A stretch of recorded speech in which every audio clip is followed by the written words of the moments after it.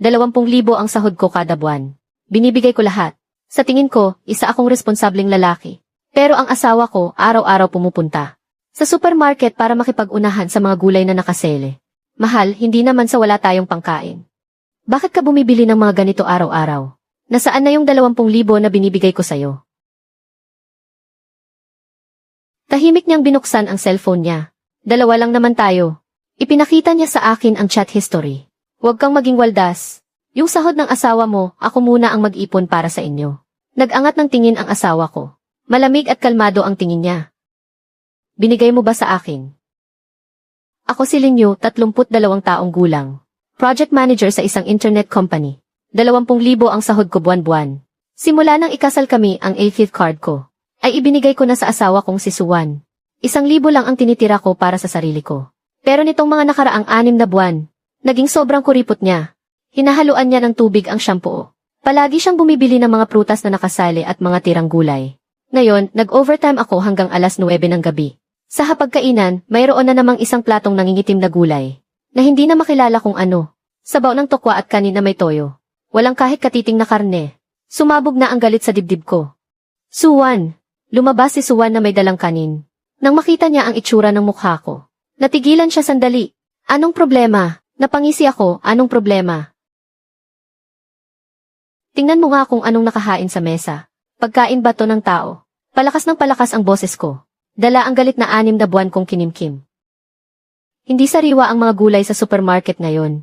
Kaya nagluto na lang ako ng simple. Supermarket na naman. Gulay na naman na bagsak presyo. Suwan, tatanungin kita. Yung 20,000 pisong sahod ko, binibigay ko sa'yo lahat, di ba? Tumango siya. Ganon na ba tayo kahira? Mamamalimos na ba tayo bukas? Umiling siya. Gumalaw ang mga labi niya pero hindi siya nagsalita. Kung ganon, sabihin mo sa akin. Araw-araw kang bumibili ng mga basurang ito. Ano bang gusto mong iparating? Gusto mo bang sabihin sa akin na ako, si Linyo, ay walang kwenta? Na hindi ko kayang buhayin ang pamilya ko? Kaya hinahayaan ko na lang ang asawa't anak ko na kumain ng mga tirang pagkain na to. Sumabog ako sa galit. Itinabig ko ang mesa at inihagis lahat ng plato at pagkain sa sahig. Nabasag ang mga pinggan. Tinitigan ni Suwan ang nagkalat na gulo. Hindi siya umiyak, hindi rin nag-iskandalo. Matagal niya akong tinitigan ng tahimik, bago tumalikod at pumasok sa kwarto. Paglabas niya, itinapat niya sa akin ang screen ng cellphone niya. WeChat iyon ng nanay kong si Zhang Xiufang. 1.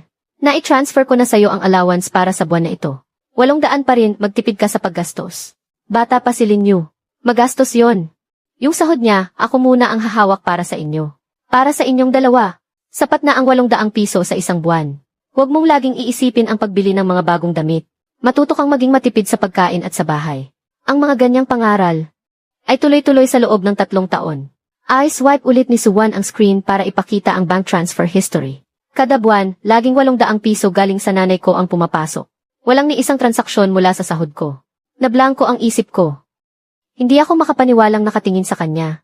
Linyo, ang 20,000 sahod mo kada buwan ay pumapasok sa walang laman na card na ibinigay sa akin ng nanay mo. Ang totoong 8th card mo ay nasa nanay mo. Tinitigan ako ni Suwan at dahan-dahang nagtanong. Nasaan ang 20,000 na ibinigay mo sa akin? Binigyan mo ba ako? Parang nagyelo ang dugo sa buong katawan ko. Kaya pala matagal nang napalitan ang 8th card. Kaya pala bumibili ng mga tira-tirang pagkain si Suwan. Dahil 800 piso lang ang panggastos namin kada buwan. Tinitiis niyang pagkasahin ang kakarampot na perang iyon para sa pamilyang ito. Pero ako pa mismo ang yumurak sa kanyang dignidad. Napuno ng matinding hiya at galit ang puso ko. Bakit hindi mo sinabi sa akin? Ang sabihin sa'yo ang alin? Nasabihin sa'yo na ang nanay mo bawat buwan ay 800 piso lang ang binibigay sa aking panggastos. Nasabihin sa'yo na ang 8th card na ibinigay mo sa akin ay matagal nang pinalitan ng nanay mo. Nasabihin sa'yo na ang ipinagmamalaki mo buwan-buwan na 20,000 ay ni kusing wala akong nakita. Tumingin sa akin si Suwan na may bahid ng panunuya sa kanyang mga mata. Kahit sabihin ko, maniniwala ka ba? O iisipin mo lang na ako ay naninira sa relasyon niyong mag-ina. Hindi ako nakapagsalita dahil sa dati kong pagiging sunod-sunuran. Malamang na mas papanigan ko pa ang nanay ko. Nang maisip ko iyon, bigla akong kinilabutan. Sorry, ako. May sasabihin pa sana ako. Pero pinutol ni Suwan ang sasabihin ko. Huwag kang mag-sorry sa akin. Dapat ang nanay mo ang tanungin mo. Pagkasabi niyo ni Suwan, hindi na siya muling tumingin sa akin. Tahimik niyang pinulot ang mga nasa sahig, mga basag na pinggan at dahon ng gulay. Wala na akong mukhang maiharap para manatili pa sa bahay. Kinuha ko ang susi ng kotse at patakbong lumabas ng pinto. Dumiretso ako sa bahay ng nanay ko. Nakita nila akong biglang pumasok. Natigilan sila. Yuyu. Anong ginagawa mo dito? Manasaan ang salary card ko? Anong salary card? Hindi ba't nasa asawa mo? Huwag ka nang magkunwari, sinabi na sa akin lahat ni Suwan. Hindi ba't binibigyan mo lang siya ng 800 pisong allowance kada buwan? Nasaan ang pera ko? Saan napunta ang pera ko? Bakit ka ba sumisigaw? Ang pera mo syempre tinatabi ko para sa iyo. Ano bang alam mo? Iyang si Suwan halata namang hindi marunong humawak ng pera. Kung hindi ko hahawakan ang pera ninyo, maubos lang sa kanya ang lahat ng naipon ninyo. Para sa akin kaya hinahayaan mo kumain ng tirang pagkain ang asawa ko araw-araw. Para sa akin kaya ginagastos mo ang pera ko para magpasarap sa buhay. Para sa akin, kaya mo ako niloko sa loob ng 3 taon. Mapera ko iyon. Pinaghirapan ko iyon. Anong karapatan mong magdesisyon para sa akin? Nanay mo ako. Bakit wala akong karapatang magdesisyon para sa iyo? Linyo, lumaki na ba ang ulo mo? Para sa isang tagalabas, ganyan ka na kung kausapin ang nanay mo. Ibalik mo ang pera sa akin. Hindi maaari, may mahalaga akong paggagamitan yan. Anong paggagamitan? Huwag mo nang alamin. Kailangan kong malaman. Ang perang iyon sa loob ng 3 taon. Aabot na ng 600,000. Saan mo ba talaga dinala? Kuya, ang perang iyon ay gagamitin sana ni Mama para kay. Kuya, yung perang yun ay inihanda ni Mama para sa pangkasal at pambili ko ng bahay. Kuya, ang laki-laki ng sahod mo. Kaya dapat lang naman natulungan mo ako. Saka isa pa, pamilya tayo. Kung anong sayo sa akin din, di ba? Ang isang salita ay parang bombang sumabog. Ang asawa ko nagtitiis sa 800 kada buwan. Ang perang pinaghirapan kong kitain ay naging pambayad pala sa kasal ng kapatid ko. Habang tinitingnan ko ang mga mukha nilang walang kahiya-hiya, lubusan akong nanlamig. Ibalik niyo ang pera ko ngayon din. Sinabi ko ng imposible. Yung pera binigay ko na sa kapatid mo at nilagay na sa time deposit. Hindi na pwedeng kunin. Hindi na pwedeng kunin pala, ha.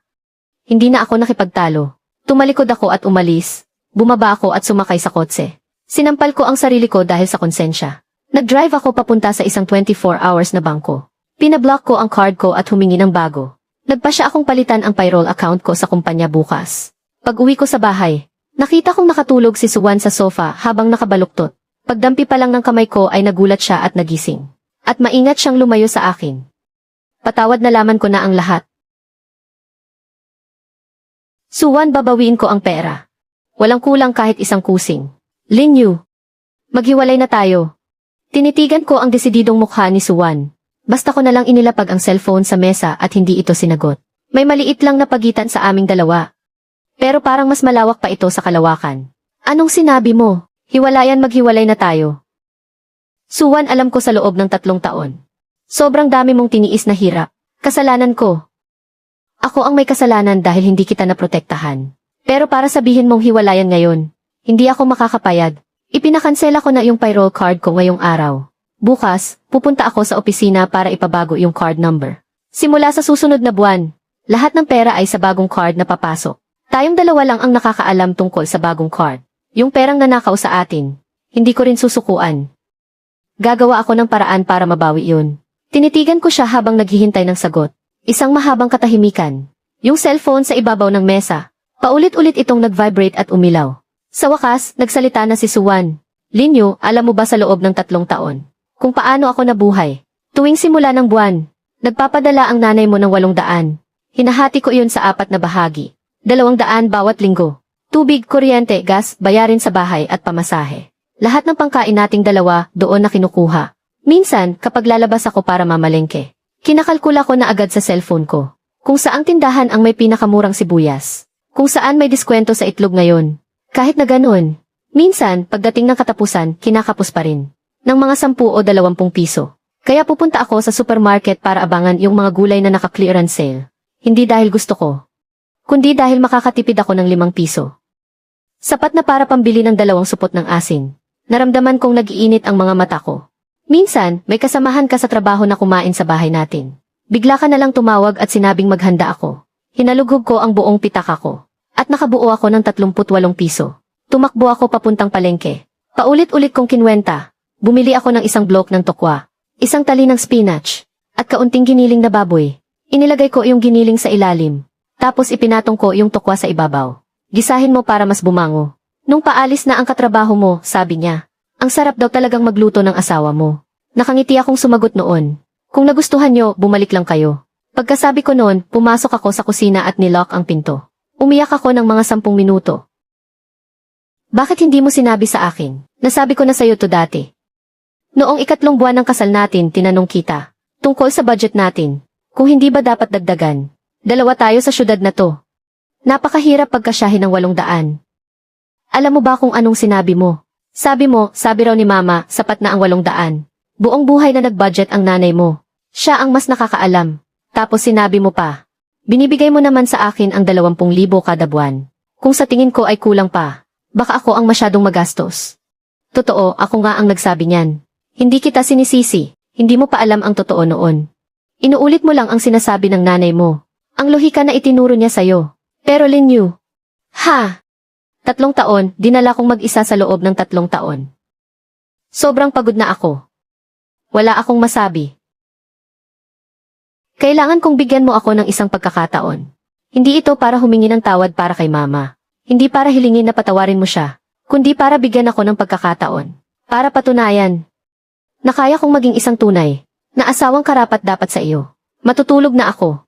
Itong nangyari ngayong gabi. Bukas na natin pag-usapan. Naiwan akong mag-isang nakaupo sa sala. Doon ko lang naintindihan sa loob ng 3 taon. Kung gaano kabigat ang dinadala niya. Lihim akong nagpasya na kailangan kong bawiin ang pera. Kinaumagahan, paulit-ulit sa isip ko. Ang itsura niya habang nagtitiis para makatipid. 8:00, lumabas ng pinto si Suwan. Kalmado ang mga kilos niya. Huminto siya at tiningnan ako, Suwan. Itong card, kagabi ko lang kinuha. Birthday mo ang password. Simula sa susunod na buwan lahat ng sahod ko ay sa card na ito papasok. Iiwanan ang card sa bahay. Linyu, hindi mareresolba ng isang card ang problema. Anong plano mong gawin sa problema ng nanay mo? Pupunta ako sa abogado ngayon. Yung pera, mahigit 600,000 sa loob ng 3 taon. Idadaan ko sa legal na paraan para mabawi. Talaga bang idedemanda mo ang nanay mo? Pera natin yun. Kahit sino pa ang kumuha. Hindi porket nanay ko siya. Hahayaan na lang siya ng batas na gawin yun. Ikaw na ang magdesisyon tungkol sa abogado. Pero may isang bagay akong gustong linawin muna. Kahit anong mangyari. Yung ginawa mong pagtataob ng mesa kagabi. Hindi ko iyon palalampasin na parang walang nangyari. Alam kong ginawa mo iyon dahil wala kang alam. Pero yung hapunan na iyon ay galing sa naipon kong pinakahuling pera. Nung itinapon mo iyon sa sahig, hindi ako umiyak. Hindi dahil hindi ako nasaktan. Kundi dahil wala na akong mailuha. Alam kong babawi ako para sa hapunan na iyon. Hindi lang para sa isang beses, kundi para sa 3 taon. Saan ka pupunta? Sa trabaho ikaw na ang pumunta sa abogado. Tandaan mong dalhin ang mga transfer record at yung mga screenshot ng usapan. Suwan, salamat dahil hindi ka kaagad umalis. Gusto ko sanang kumonsulta tungkol sa away sa ari-arian ng pamilya. Anong mga ebidensya ang hawak mo ngayon? Mayroon, yung mga itinabi ng asawa ko. WeChat history. Ipinadala iyan ng nanay ko sa kanya. Malinaw na nakasaad doon na kada buwan. Nagbibigay lang ng 800 para sa gastusin. Kasabay nito, sinabi niya na siya ang maihawak ng sahod card ko. At mayroon ding 3 taon na bank transfer records. Bawat 800 ay galing sa account ng nanay ko. Pati na rin ang mga record ng transfer sa pagitan ng account ng nanay ko at ng tunay kong sahod card.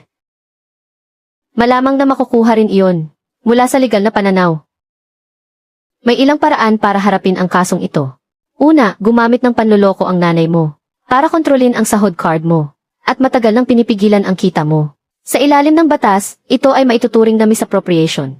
Pangalawa, ang perang ito ay kinita habang kayo ay kasal pa. Ito ay itinuturing na ari-arian ninyong mag-asawa. Ang asawa mo ay isa rin sa may-ari nito. Maaari ninyo itong parehong angkinin. Pangatlo, kung tumanggi silang ibalik ito. Maaari kang magsampa ng kasong sibil para hilingin ang pagbabalik ng ari-arian at singilin ang katumbas na pagkalugi sa interes. Gaano kalaki ang posibilidad na manalo sa kaso? Kung kumpleto ang mga ebidensya, mataas ang tsansang manalo. Pero paalala ko rin sa'yo na maaaring matagalan ang proseso ng kaso. Kung ililipat ng kabilang panig ang mga ari-arian, mas magiging mahirap itong bawiin. Iminumungkahi kong mag-apply ka agad para i-freeze ang mga asset. Paano kung sabihin ng nanay ko na yung pera ay inilagay na niya sa time deposit. Ang mga time deposit ay kasama rin sa sakop ng investigasyon ng korte. Basta't nakapangalan sa kanya ang account, matutuntun yan. Kung ganoon, pakitulungan niyo na po ako sa prosesong ito. Sigurado ka na ba dyan? Sigurado na ako, pera namin yan ang asawa ko. Kahit sino pa ang kumuha niyan, kailangan nilang ibalik. Pumirma ako sa retainer agreement. Paglabas ko, magmemensahe ako sa finance ng kumpanya para palitan ang account. Pagkalabas ko sa kumpanya, nag-message ako sa finance para palitan ang account. Tinext ko rin si Suwan. 2 salita lang ang reply niya. CJ, nagpalit ka ba ng card? May problema kasi yung dating card. Nagpalit ako ng bago. Kinahapon pumunta ako sa kumpanya para tapusin ang mga papeles. Pagkatapos pumirma, tinitigan ko ang numero ni Mama pero hindi ko ito tinawagan. Habang pauwi, nag-take out ako ng paboritong pagkain ni Suwan. Pagpasok sa pinto bigla kong naalala yung 4,200 kung saan nanggaling ang pambayad sa upa. Pumasok ako sa kwarto. Sa loob ng isang kahon, hinalungkat ko ang isang lumang passbook. Sa loob nito ay siksikan ang mga talaan ng deposit at withdrawal. Ang pinakaunang entry ay galing sa kanya. Mahigit 70,000 na inipon niya bago kami ikasal. Sa paglipat ko ng pahina kada ilang buwan mayroong gastos na 3 hanggang 5,000. Pinagtugma-tugma ko ang mga petsa sa isip ko. Noong nakaraang taon nagpaayos ng heater. Noong isang taon pa, bumili ng regalo para kay Mama. Yung kulang na pera nung nanlibre ako ng mga kasama sa trabaho. Ang mga numero sa passbook ay unti-unting nagbigay sa akin ng kasagutan hanggang ngayon. Yung mahigit 70,000 ay wala ng 8,000 na lang ang natira. Ibinalik ko ang passbook sa dati nitong pwesto. Matagal akong nakatayo habang nakasandal sa aparador. Hindi siya humingi ng pera. Hindi rin siya umiyak para magreklamo. Tahimik lang niyang ginamit ang kanyang ipon paunti-unti para ipantapal sa mga butas ng pamilyang ito. Nang marinig ko ang tunog ng kandado ng pinto, bumalik ako sa sala. Pumasok si Suwan. Nang makita niya ang nasa ibabaw ng mesa, natigilan siya sa supot ng takeout. Bumili ka ng pagkain. Galing sa restaurant na pina-takeout. Yung mga paborito mong kainin. Tahimik kaming umupo para kumain. Ang paligid ay tahimik pagkatapos ng matinding pagod. Sa kalagitnaan ng pagkain, nagsalita si Suwan. Anong sabi ng abogado? Sabi ni Attorney Lee. Malinaw niyang sinabi na mas maganda kung kumpleto ang mga screenshot at transaction records. At kailangang magtugma ang timeline. Alam ko na itabi ko ang mga iyon. Yung mga screenshot at transaction records. Aayusin ko muna bago ko ipadala sa'yo. Suwan, yung passbook sa aparador mo. Huwag mong pakialaman ang mga gamit ko. Alam ko, hindi ko sinasadya. Gusto ko lang kasing malaman yung tungkol sa upa. Paano mo nakuha yung mga iyon? Pera ko iyon. Wala kang kinalaman doon. Inipon mo yan bago tayo ikasal. Akin yon kaya may karapatan akong gamitin. Ibabalik ko sa'yo ang perang yan. Huwag na. Kailangan kong ibalik pati na ang interes. Kinabukasan ng umaga, tumawag si Attorney Lee. Naipasa na ang aplikasyon para sa asset preservation. Susuriin ito ng korte sa mga susunod na araw. Kapag naaprubahan, i-freeze ang mga kaugnay na account. Sa mga panahong ito, sikaping iwasan ang direktang komprontasyon sa kabilang panig para hindi maapektuhan ang mga susunod na proseso.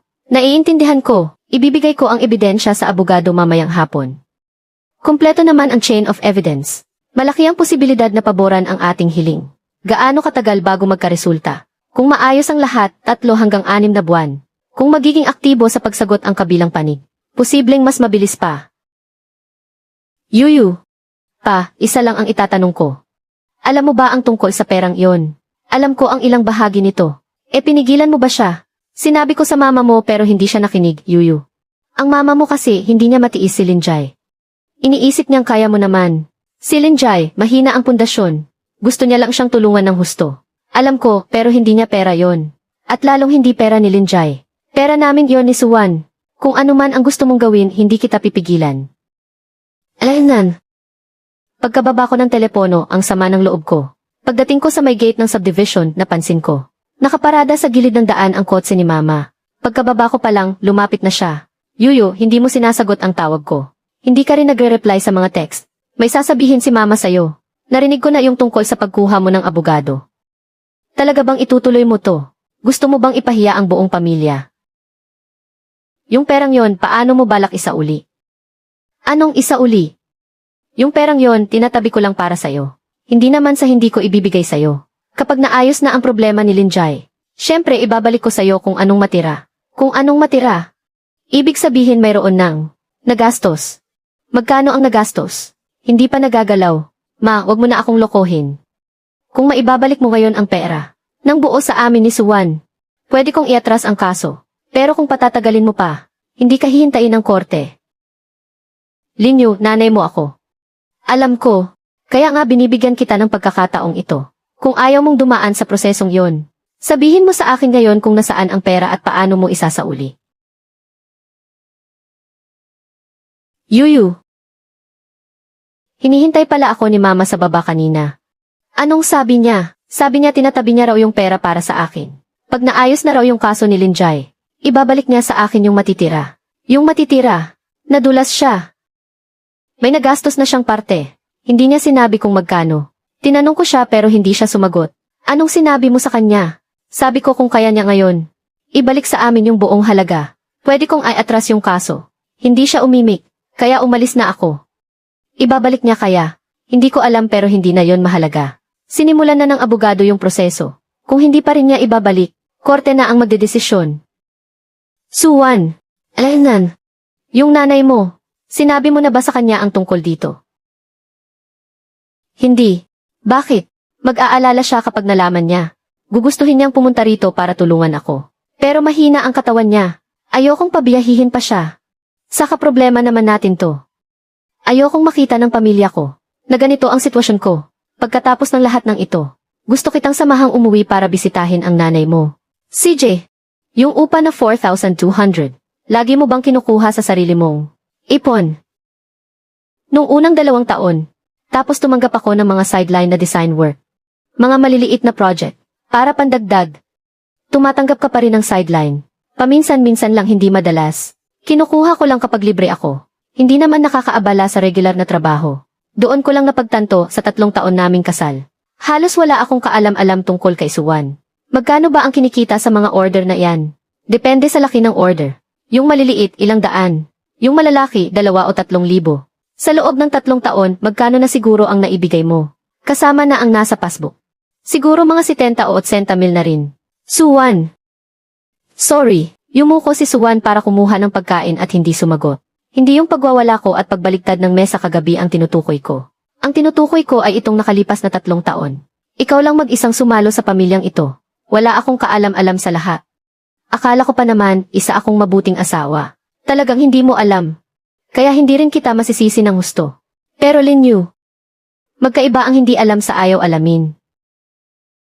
Sa loob ng 3 taon na ito, seryoso mo ba akong tinanong kahit minsan? Kung magkano ang gastusin natin sa isang buwan? Kung sapat ba ang pera? O kung maayos ba ang takbo ng buhay natin? Tinanong mo ba? Wala akong masabi. Hindi ako kailanman nagtanong. Hindi ko alam na si Suwan na pala ang nagpapakahirap para sa atin. Mag-iiba na simula ngayon. Yumuko lang si Suwan at hindi sumagot. Kinaumagahan ng 3 araw. Nag-abiso si Attorney Lee na aprobado na ang aming petition for preservation. Na-freeze na ng korte ang account at nagpadala na rin ng supuena. Finorward ko ito kay Suwan. Pagsapit ng tanghali, tumawag ang kapatid kong si Linjay. Kuya, sabi ni Mama, nagpadala raw ng supuena ang korte. Talaga bang itutuloy mo to? Itinuloy ko na. Kuya, kumalma ka muna. Kapag umabot na to sa korte, maging pangit lang ang sitwasyon para sa lahat. Linjay, alam mo ba nitong 3 taon? Kung paano nabuhay si Suwan? 800 yuan sa isang buwan. Kuryente, tubig, gas, upa at bayarin sa asosasyon. Pagkain nilang 2 lahat galing dyan. Yung kulang ay siya. Ang nag-abono gamit ang perang inipon niya bago ikasal. Nag-abono siya sa loob ng 3 taon. Umabot sa 70 hanggang 80 mil ang naipaluwal niya. Sa tingin mo siya ba ang may utang kanino? O tayo ang may utang sa kanya? Kuya, hindi ko naman sinasadya. Hindi ko alam noon na ganito pala kalala ang sitwasyon. Ngayon alam mo na. Kaya alam mo na ang dapat gawin. Ang perang iyon ay sa amin talaga ni Suwan. Kahit sino pa ang gumastos. Kailangang ibalik. Kuya, kakagraduate ko lang. Saan naman ako kukuha ng ganoong kalaking pera? Yan ay sa inyo na ni Mama. Na problema na kailangang ayusin. Kukunin ko lang kung ano ang para sa amin. Kakausapin ko si Mama. Sige, pero huwag mong patagalin. Hindi naghihintay ang proseso sa korte. Binaba ang tawag. 3:00 ng hapon. Kinuha ko ang inayos ni Suwan. Na-compressed file ng ebidensya at ipinasa kay Attorney Lee. Naipadala na ang supuena. Naisumite na ang ebidensya. Wala nang atrasan ito. Binili mo. Sabi mo kahapon gusto mo ng strawberry. Kaya bumili ako pagdaan ko. Matamis? May isang dating kliyente na tumawag sa akin ngayon. May isang project siyang gustong ipagawa sa akin. Tatanggapin mo ba? Gusto ko sana pero kakainin nito ang oras ko sa gabi. Baka maging busy ako ng ilang panahon. Tanggapin mo na ako na ang magluluto sa gabi. Lumingon siya at tinignan ako. Anong marunong kang gawin? Marunong akong magluto ng ilan, hindi man masarap pero nakakabusog. At sa lahat ay sariwa. Sige kung ganoon. Habang kumakain, pinag-usapan namin ang design project niya. Nang mapunta na sa mga detalye, kumunot ang noo niya. Kung ganoon, bakit hindi muna tayo gumawa ng ilang plano para makapili ang kliyente? Iyan din ang iniisip ko. Pagkatapos kumain, pumasok si Suwan sa study para magtrabaho. Pagkatapos kong ayusin ang kusina, tinitingnan ko ang liwanag mula sa study. Desidido na akong ayusin ang buhay ko. Huwebes ng hapon, tumawag si Attorney Lee. Natanggap na raw ng kabilang panig ang supuena. Kumuha ng abogado ang nanay mo para humarap. Gusto raw nilang makipag-ayos. Tinanong niya kung payag ka, na dumaan muna sa court mediation. Pagkababa ko ng telepono, sinabi ko kay Suwan ang sitwasyon. Sino raw yung abogado nila? Hindi ko alam, kayang alamin siguro ni Attorney Lee. Gusto kong nandoon ako sa mediation. Sige, ipapaayos ko kay Attorney Lee. Nakaschedule ang mediation sa susunod na Lunes. Noong weekend nag-design si Suwan. Nag-general cleaning naman ako at nagluto ng nilagang baka. Okay lang. Baka kulang lang sa oras ng pagpapakulo. Medyo matigas yung karne. Hindi naman gaanong matigas. Yung pulpos pala hindi dapat masyadong dinidiligan. Konti lang naman ang dinilig ko. Hindi naman siguro na sobrahan. Yitset okay lang yan siguro. Kumain ka ng prutas. Sige, Linggo ng gabi. Pagkatapos ni Suwan sa first draft lumabas siya at umupo. Pagod ka ba? Hindi naman pag ginagawa mo ang gusto mo. Ibang klase yung pagod. Suwan, gusto mo ba talaga ang pagde-design? Naman, bakit mo natanong? Narealize ko lang na ang konti pala ng alam ko tungkol sa'yo. Kung ano yung mga gusto mo. Kung ano yung mga pangarap mo. 3 taon na tayong kasal. Pero kukonti lang ang masasagot ko. Dati mahilig akong mag-drawing. Noong college nakasali ako sa ilang exhibit. Tapos noong nagtrabaho na ko, unti-unti puro commercial work na lang ang ginawa ko. Nakasali ka na sa exhibit. 2 maliliit lang. Yung sa eskwelahan ay hindi naman big deal. May picture ba? Gusto mo makita? Gusto. Ikaw ba ang nag-drawing yan? Ang ganda. Lunes ng umaga, nag-message si Attorney Lee para ipaalala. 9:00 ang court mediation. Tumingin sa akin si Suwan. Kinakabahan ka ba? Medyo, ikaw. Hindi ako kinakabahan. Gusto ko lang makita kung anong sasabihin ng nanay mo. Tara na. Mr. Lin, Mrs. Su. Darating din ngayon ang abogado ng kabilang panig. Daan muna tayo sa security check. Maaga tayong pumunta sa mediation room at maghintay. Ang mediation ngayon ay para sana mag-usap ang dalawang panig at linawin ng mahinahon ang problema. Para malaman kung makakarating sa isang kasunduan na katanggap-tanggap sa inyo. Mrs. Jiang Xiuhua. Maaari bang malaman ang iyong opinyon tungkol sa demanda na inihain sa'yo? Inaamin ng aking kliyente na sa nakalipas na 3 taon ay totoo ngang nasa kanya ang sahod card ng anak niyang si Lin Yu at buwan-buwan ay nagpapadala sa kanyang manugang ng 800 yuan bilang panggastos. Ngunit si Mrs. Jiang Xiufang ay walang masamang intensyon. Ito ay para tulungan ang kanyang anak at manugang na makapag-ipon. Ang perang ito ay palaging nasa kanyang account at hindi ginamit sa iba pang bagay. Handa siyang isauli ang pera, ngunit umaasa siya na ang nagsasakdal ay maiintindihan ang kanyang intensyon at bahagyang ayusin ang demandang isinampa lalo na sa parte ng interes. Ang sinasabi ng kabilang panig na intensyong mag-ipon ay walang kaalam-alam ang nagsasakdal at hindi kailanman nagbigay ng pahintulot. Base sa ebidensyang hawak namin, ang akusadong si Ginang Zhang Xiufang ay malinaw na sinabi sa isang third party na ang perang ito ay para sa kanyang bunsong anak na si Lin Jai bilang pambili ng bahay para sa kasal. Ito ay malinaw ng kaso ng paglustay. Inabot ni Attorney Lee ang isang printout ng kanilang chat history. Huwag kang mag-alala. Iniipon to ni Mama para sa'yo. Ginang Zhang Xiufang. Paano niyo ito ipapaliwanag? Sumama ang itsura ng nanay ko. Ang abogado na niya ang nagsalita para sa kanya. Ito ay isang pribadong usapan lamang sa pagitan ng kliyente namin at ng kanyang bunsong anak. Hindi ito maaaring gamitin bilang direktang ebidensya. At kahit pa mayroon mang Balak si Ginang Zhang Xiufang na ipunin ang pera para sa kanyang bunsong anak. Hindi naman niya aktual na ginalaw ang perang ito. Kung ganoon, patunayan niyong hindi ginalaw ang pera. Maaari naming ibigay. Kung ganoon, isantabi muna natin ang usapin. Tungkol sa bank statement, pag-usapan muna natin ang posibilidad ng isang kasunduan. Ginang Zhang Xiufang, handa ka bang isauli ng buo ang pera? Yuyu. Anak, ginagawa lang to ni mama para sa kapakanan mo. Kung kailangan mo ng pera, sabihin mo lang kay mama, ibibigay ko kaagad sa'yo. Bakit kailangan pa nating umabot sa korte? Para lang pagtawanan tayo ng ibang tao. Ginang Zhang Xiufang, gusto kitang tanungin. Noong binibigyan niyo ako ng 800 piso kada buwan, alam niyo bang 4,200 ang upa namin? Alam niyo ba ang presyo ng mga bilihin sa syudad na to? Na ang 800 piso sa isang buwan para sa 2 tao ay hindi sapat para mabuhay. Alam niyo ba iyon? Miss Su, kumalma po kayo. Pasensya na. Balik tayo sa settlement offer. Malinaw ang hinihiling ng panig ng plaintiff. Ang buong bayad para sa 3 taon na nagkakahalagang 720,000 yuan. At ang katumbas na, interest nito base sa bank interest rate. Kung papayag ang panig ng defendant, pwede naming iurong ang kaso.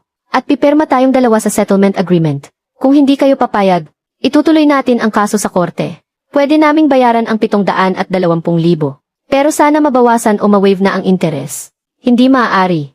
Kung ganon kailangan naming bayaran ng hulugan. Gaano katagal? 2 taon 24 na hulog. Hindi masyadong matagal ang 2 taon. Ang gusto namin ay isahang bayad. Ginangso kailangan niyong maintindihan. Hindi maliit na halaga ang 720,000. Ang bayaran yan ng isang bagsakan ay malaking pressure para kay Ginang Zhang Xiufang. Naisip niyo ba kung paano ako nabuhay sa loob ng 3 taon? Hawak mo ang pera namin habang nagpapakasarap ka sa buhay at iniipon para ipambili ng bahay ng bunso mong anak. Habang ako nagtitipid sa bahay, ginamit ko ang lahat ng ipon ko. Noong dalaga pa ako para punan ang pagkukulang. Ngayon wala nang natira sa akin kundi wala pang 8,000 yuan. Sa tingin mo patas ba yon? Xiaowan, hindi mo pwedeng sabihin yan. Para rin naman sa pamilyang to ang ginawa ni mama. Para sa pamilyang to. Ang ibig sabihin ba noon ay araw-araw akong kakain ng tirang pagkain? Para sa pamilyang to, ay kukunin ang pera natin para ipanggasto sa iba. Ginang Zhang Xiufang, aling pamilya ba ang tinutukoy mo? Kumalma muna tayo sa panig ng defendant. Kaya niyo bang bayaran ng isang bagsakan? Kailangan namin ng panahon para makalikom ng pera. Gaano katagal? Pwede ang 1 buwan. Pero kailangang pumirma sa isang kasunduan. Malinaw dapat ang oras at halaga ng bayaran. Kapag hindi na bayaran sa takdang oras, diretso kaming mag-apply para sa compulsory execution. CJ, paano naman ang interes? Kailangang idagdag, base sa interest rate ng loan sa bangko sa parehong panahon. Sa loob ng 3 taon aabot ito ng halos 80,000. Masyadong malaki ang 80,000. Pwede bang gawing 50,000 na lang? Hindi pwede. Pag-usapan na lang natin ang interes. Gawin nating 60,000. CJ, kung ganoon gawin na natin ang kasunduan ngayon. Ang kabuang halaga ay 780,000. Isang beses na babayaran sa loob ng 1 buwan. Kapag lumagpas sa takdang araw may dagdag na multa kada araw. Kung walang tutol ang magkabilang panig, magiging epektibo ang kasunduan pagkatapos pumirma. Dito na nagtatapos ang pag-aayos natin ngayong araw. Tuparin ng magkabilang panig ang obligasyon ayon sa kasunduan. Tatawagin mo pa rin ba akong mama pagkatapos nito? Pero hindi ko nahahayaang pakialaman mo ang pera ko o ang pamilya ko. Suwan, nanalo tayo. Lin Yu. Nagsisisi ka ba? Nagsisisi saan? Na idinemanda mo ang nanay mo. Nagsisisi na umabot pa sa ganito ang mga bagay. Hindi ako nagsisisi. Atin naman talaga ang perang iyon. Kung may pagsisisihan man ako, isa lang ang pinagsisisihan ko. Pinagsisisihan ko na hindi ko agad nalaman sa loob ng 3 taon na ito, na hindi kita naprotektahan kaagad. Lin Yu, noong araw na sinabi kong gusto kong makipaghiwalay. Naaalala mo pa ba? Seryoso ako noong gabing yon. Talagang pinag-isipan kong umalis. Hindi sa galit ako sa'yo. Pagod na lang talaga ako. Hindi ko alam kung ang ganitong buhay ay kailan matatapos. Pero ngayon, nagbago na ang isip ko. Anong sabi mo? Ayoko nang makipaghiwalay. O kahit hindi muna sa ngayon. Bakit? Dahil nakikita kong nagsisikap ka. Naghanap ka ng abogado. Inayos mo ang payroll card mo. Nagsimula kang matutong magluto. Natututong mag-alala para sa akin. Lahat ng yan, nakikita ko. Alam kong hindi mo mahal ang pamilyang ito. Hindi mo lang alam kung paano magmahal dati. Pero ngayon, natututo ka na. Kaya gusto kitang bigyan ulit ng pagkakataon. At bigyan din ang sarili ko ng pagkakataon. Gusto ko niyan. Sige, bibili ako. Sa loob ng 3 taon, sa umaga, palagi na lang akong basta. Kumakain ng tinapay para lang makaraos. Hindi na maulit yan.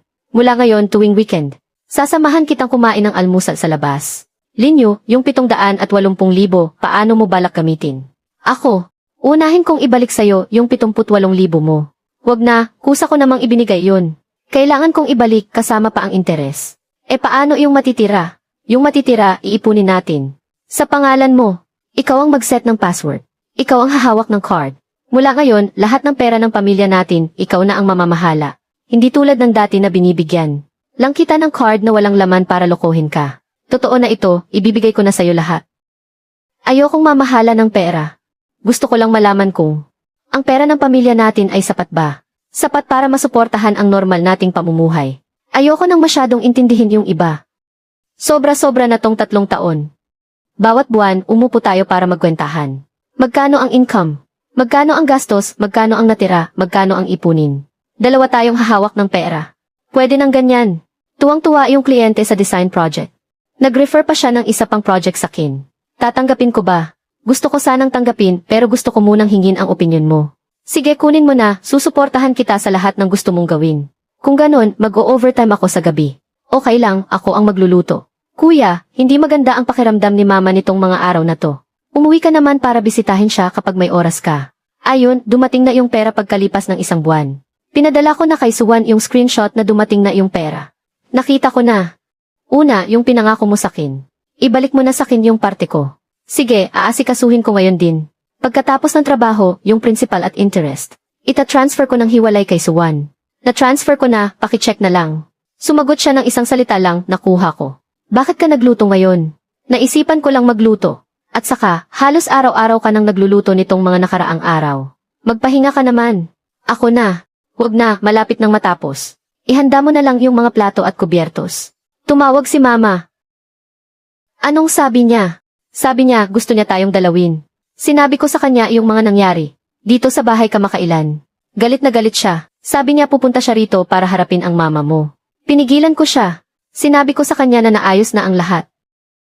Pasensya na, nag-alala patuloy si mama. Suwan, pagkalipas ng ilang araw. Sasamahan kitang umuwi kay mama. Formal na bumisita. Mag-sorry ka sa kanya ng maayos. Hindi mo kailangang mag-sorry. Wala ka namang ginawang masama. Alam ko pero gusto kong malaman niya. Aalagaan na kita ng mabuti. Linyu. Anong plano mo sa perang iyon? Pinag-isipan ko. Una, magtabi tayo ng 200,000 para sa time deposit. Para sa emergency fund natin. Sa matitira, kumuha tayo ng 1 bahagi. Para iparenovate itong bahay. Kahit na nirerentahan lang to. Pero dito pa rin tayo titira ng ilang taon pa. Kumuha pa ng 1 bahagi para sa iyo. Para makabili ka ng mas magandang computer. Masyado nang luma yung ginagamit mo para sa pag-design. At yung isa pang parte, iipunin natin. Para magamit natin kapag lumipat na tayo ng bahay. Yung computer, hindi kailangang masyadong mahal.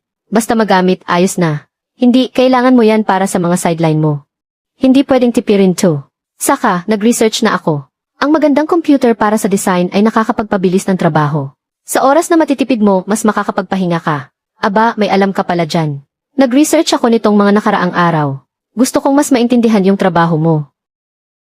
Linyo, may gusto sana akong pag-usapan natin. Sige, sabihin mo. Yung client sa design project na iyon. Gusto ng kumpanya nila na makipag-partner sa akin ng matagalan. Tinanong nila kung interesado ako. Maging outsourced designer nila. Buwanan ang bayad. Mas mataas ang kita kaysa sa sahod ko ngayon. Flexible din yung oras. Iniisip ko kung dapat ba akong mag-resign. Para tutukan na lang itong project na to. Gusto mo bang gawin? Gusto ko, pero natatakot ako na baka hindi stable. Kung gusto mong gawin, subukan mo. May ipon naman tayo. Huwag kang mag-alala sa panandali ang pagbabago sa kita. At saka, ginagawa mo naman ang gusto mo. Para sa akin, mas mahalaga yan kaysa manatili sa isang kumpanyang hindi mo naman talaga gusto. Talaga, sang-ayon ka. Naman, sinusuportahan kita. Sige, pag-iisipan ko pa ng ilang araw. Sige, hindi naman kailangang magmadali. Pag-isipan mong mabuti bago ka magdesisyon. Noong gabing iyon, ang haba ng naging usapan namin. Dumating ang taglagas. Nagdesisyon si Suwan na mag-resign para mag-focus sa pagiging outsource. Pabuti ng pabuti ang kalagayan niya. Sa katapusan ng buwan, opisyal na siyang umalis sa trabaho. Kinagabihan, inilapag niya ang kanyang sa mesa. Sa wakas, malaya na rin. Kung gayon, simula bukas, isa ka ng freelancer. Nga, medyo naninibago pa. Masasanay ka rin. Pwede ka nang gumawa ng mga bagay na gusto mo. Tulad ng pagpipinta. Naaalala mo pa na sinabi kong gusto kong magpinta. Naaalala ko, sumasali ka pa sa mga exhibit dati. Tapos nag-focus ka na lang sa commercial work. Lagi ko iyang naaalala. Sa totoo lang, matagal na akong hindi nakakapagpinta. Kung ganoon, magsimula ka ng magpinta ngayon. Samahan kita bumili ng mga gamit sa pagpinta sa weekend. Linyo, nagbago ka na. Saan ako nagbago? Mas naging parang asawa ka na. Dati, hindi ba? Noong weekend, sinamahan ko siyang bumili ng mga gamit sa pagpinta. Anong gusto mong ipinta? Hindi ko alam, basta magpipinta muna ako kung ano lang. Gusto mo bang ako ang maging modelo mo? Ikaw? Bakit, hindi ba ako pwede? Pwede naman, kaya lang baka ang pangit ng maging resulta. Sige, wag na lang. Joke lang, umupo ka na ng maayos. Ipipinta na kita. Huwag kang gagalaw, manatili ka lang sa ganyang posisyon. Ayan, tapos na. Kumusta? Ayos lang. Medyo mukhang tanga lang kasi yung tao. Kasi yung original character medyo tanga rin. Yuyu, kamusta ka na? Okay lang naman ako. Sixiaowan, kamusta? Okay lang din siya. Yuyu. Gusto ni Mama humingi ng tawad sa'yo. Nagkamali si Mama dito. Hindi ko dapat to tinago sa'yo. Hindi ko dapat ginamit ang pera ninyo para sa mga bagay na yon. Ngayon, naiintindihan ko na. May sarili na kayong pamilya. Hindi na dapat ako masyadong nakikialam. Opo, alam ko na. Yuyu, pwede mo bang isama si Xiaowan dito sa bahay para kumain? Gusto kong personal na humingi ng tawad sa kanya. Tatanungin ko muna kung ano ang masasabi niya. Babalikan kita mamaya. Anong sabi ng mama mo? Gusto mo bang pumunta? Ikaw ang bahala.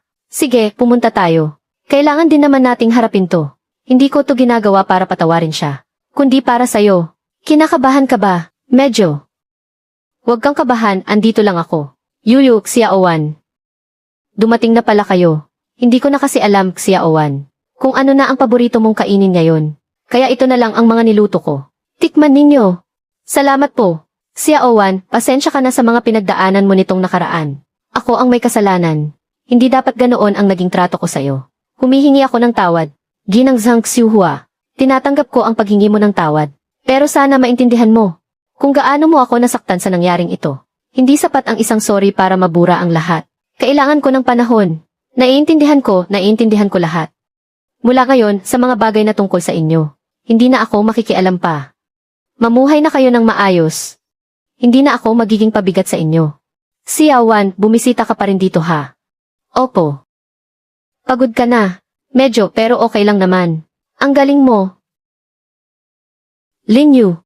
Sa totoo lang, ayoko na ring magtanim ng sama ng loob sa kanya. Kailangan ko lang ng kaunting panahon para matanggap ang lahat ng nangyari. Naiintindihan ko, huwag kang magmadali, dahan-dahan lang. Linyu, mag-travel tayo. Saan? Sa isang tahimik na lugar. Gusto kong magpinta, samahan mo ako. Sige, ikaw na pumili ng lugar, ako na sa tiket. Pag uwi sa bahay, sinimulan kong planuhin ang biyahe. Okay na. Aalis tayo sa katapusan ng buwan, 1 linggo tayo doon. Sapat na ba ang 1 linggo? Kung hindi, edi extend natin. Tutal, malaya naman ang oras mo ngayon. Ikaw, ang dami mo bang leave? Mag-request ako sa company. Sa loob ng 3 taon, halos hindi ako nag-leave. Marami akong naipon na annual leave. CJ. Linyu, sa tingin mo, magiging ganito na ba tayo palagi? Anong laging ganito? Yung tulad ngayon. Namumuhay ng maayos. Pinapangako ko. Sa tabi ng Singhailake. Buong hapon siyang nagpinta ng mga water strider. Pagsapit ng dapit hapon, nakaupo kami sa tabi ng lawa habang pinapanood ang paglubog ng araw. Linyu. Salamat. Para saan? Salamat dahil hindi ka sumuko. Lin, yung pera galing sa panig ng nanay mo. Pumasok na lahat. Opisyal lang sarado ang kaso. Ikinagagala kong makatrabaho ka. Linyu. Alainan, gusto kong magkaanak. Sigurado ka, napag-isipan ko ng mabuti. May ipon na tayo ngayon. At siniseryoso mo na rin ang pamilyang to. Sa tingin ko, ito na ang tamang panahon. Suwan, sigurado ka bang handa ka na? Handa na ako, ikaw. Handa na rin ako. Nag-usap kami hanggang gabi noong gabing iyon. Pagkalipas ng 1 taon, lumipat kami sa bagong bahay. Nanganak si Suwan ng isang babae. Noong araw na iyon sa ospital. Inabot ng nurse ang anak nilang babae kay Suwan. Napaluha siya. Lin Yu, sa tingin mo, magiging mas mabuti ba ang buhay niya kaysa sa akin? Dahil mayroon siyang isang inang isinugal ang buhay para sa kanya, at isang amang sa wakas ay natutong mahalin ang kanyang ina. Mabuti kung ganoon.